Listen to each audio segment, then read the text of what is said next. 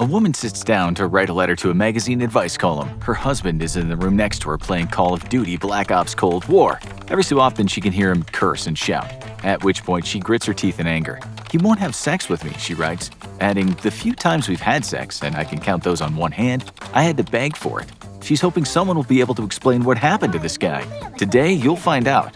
The example we just used is real. The woman claimed in the letter that her husband had slept with her once in the last 7 years. Just like that, he stopped.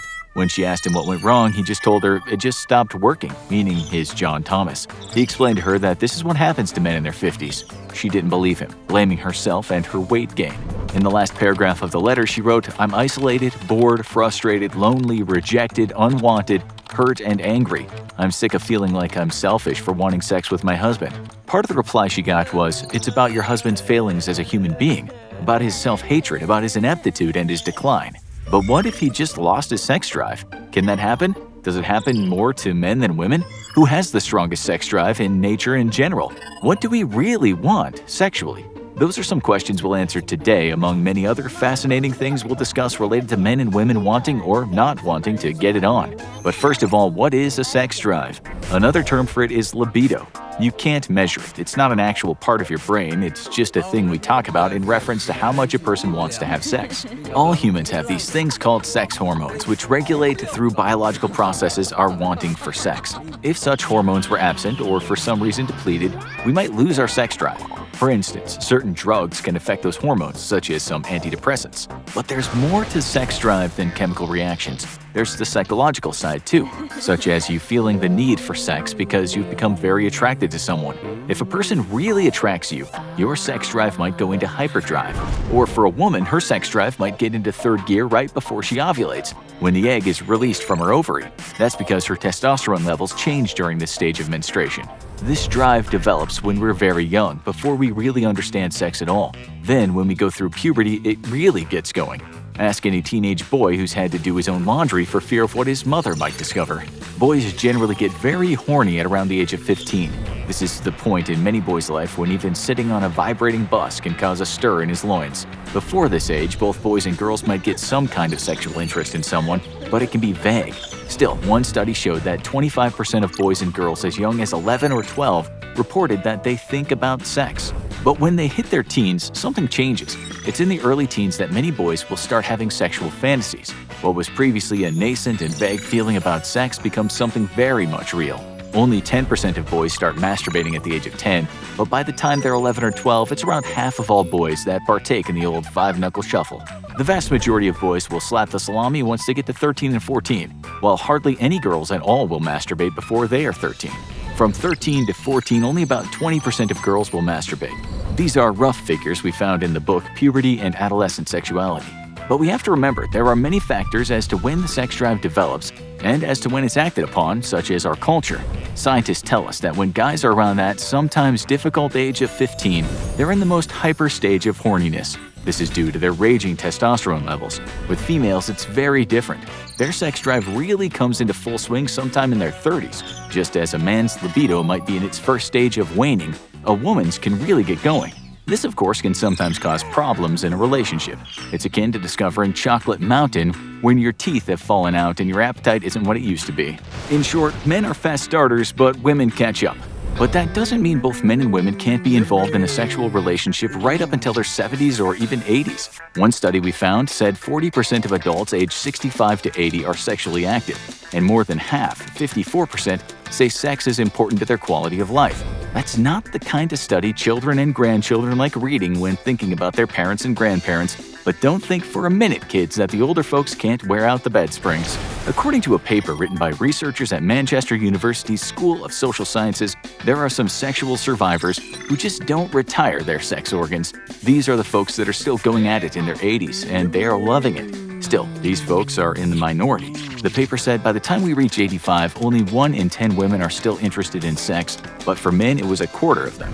For men, though, their drive isn't always represented by a phallus that can stand straight up when it's needed to go to battle. Luckily for them, there are drugs these days that can help that little fella spring back to life. But as we said, there are more than biological concerns when it comes to sex drive. Plenty of women have hit stagnancy in the sexual realm in their middle ages and found in later life, when they met the right guy, their sex drive suddenly flourished again. And the same goes for men. There are social elements too, such as people thinking they're past it. Old folks might be stuck in a home for the elderly, which is not exactly a sexy environment, but some older people might use their retirement to travel the world where they find their sexuality explodes again. But what about in general? Do either men or women have a higher sex drive? You already know that young males have a stronger sex drive than young females, but in the case of the married couple in the intro, they were both grown up. It seems in that circumstance the woman had the stronger sex drive, but if science is correct, this is an anomaly. It's also likely the man just didn't find the woman sexually attractive anymore. He blamed his age, but was he secretly fantasizing about a younger woman? A man in his 50s wouldn't usually just lose his sex drive. In fact, males aged from their late teens to their 60s will think about sex on average once a day, although it's not easy to measure this, as you can understand. Still, men said they'll fantasize about sex a lot more when they're still young, but they'll keep fantasizing until they hit their winter years. Yep, your grandfather will more than likely still look at young women and imagine getting it on with them. A social psychologist at Florida State University named Roy Baumeister had made a name for himself studying the sex drive, as well as writing myriad well-known books on the matter such as addiction. He researched the sex drive for a long time, and after interviewing scores of people, he discovered that men get sexually turned on in a spontaneous sense much more than women. He said men want sex more often than women at the start of the relationship, in the middle of it, and after many years of it. This goes for heterosexual men and homosexual men. He also found that men want a higher number of sexual relationships in their lives, and they're more down than women on average in having casual sex. Women focus more on having meaningful relationships, while men are generally more okay with having one-night stands and things like that.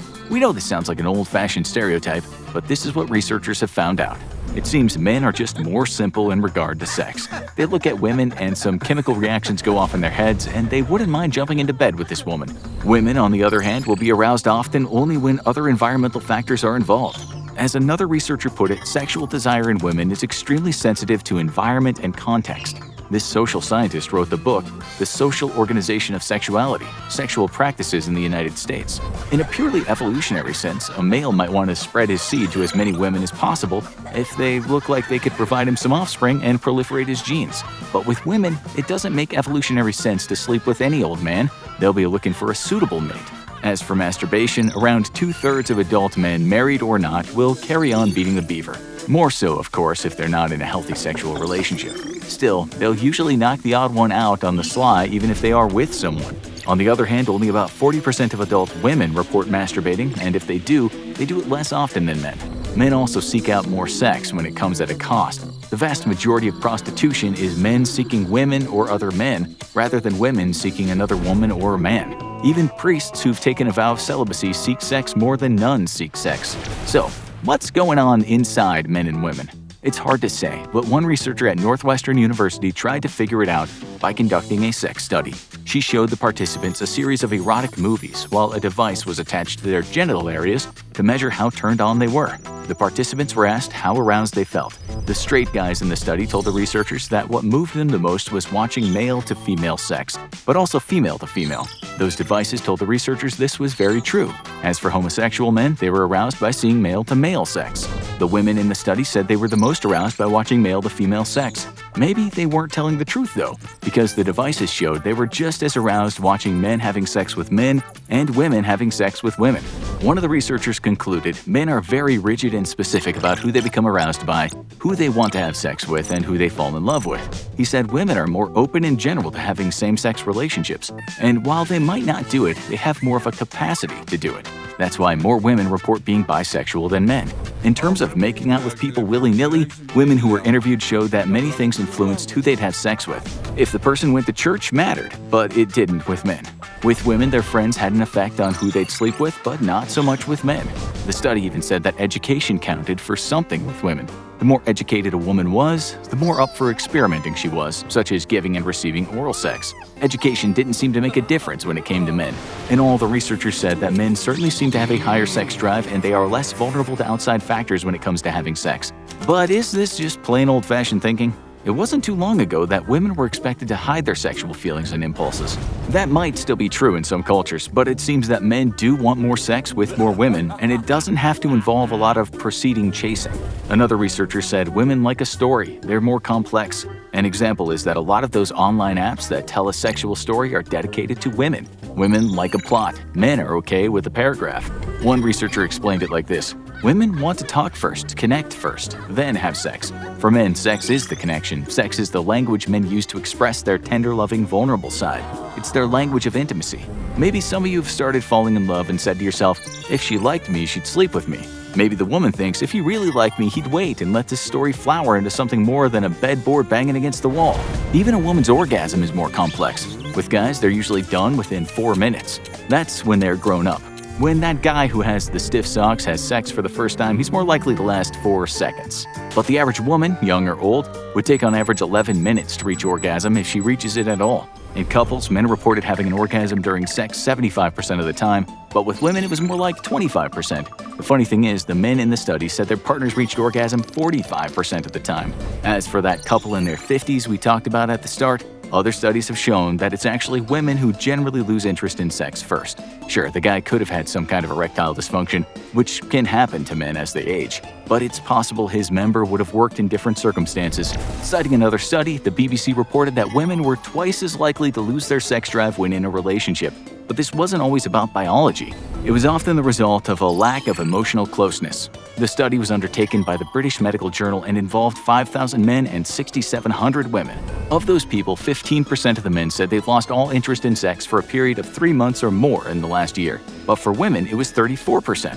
Nonetheless, with men, the sex drive started faltering between the ages of 35 and 44, and with women, it was between the ages of 55 and 64. Again, though, just because the sexual flame had died didn't mean the sex drive is gone for good. Various circumstances such as hard work or kids or even boredom play a part, but the drive would still be there if things were different. And if you think about what we'd already said, if men's sex drives are not as complex and they're more willing to jump into bed with more people, they will likely be having more sex at an older age than women. It's likely that as time goes on, men will feel more of a need to spread their seed than women will want to have sex for sex sake. Now, you'll need to educate yourself some more with why do we actually have sex, or have a look at why men have to wait and women don't. Refractory period, sex education.